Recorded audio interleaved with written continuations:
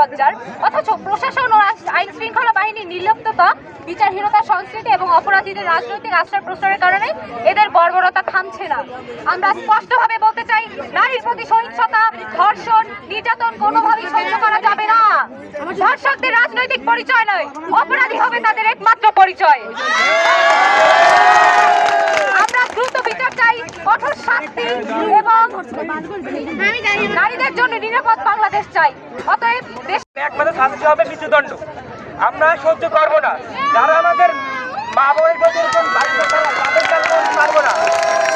এখন অনেক সুশীলরা বলবে মানবাধিকার এবং আইনি প্রক্রিয়া নিন্দা জানাই।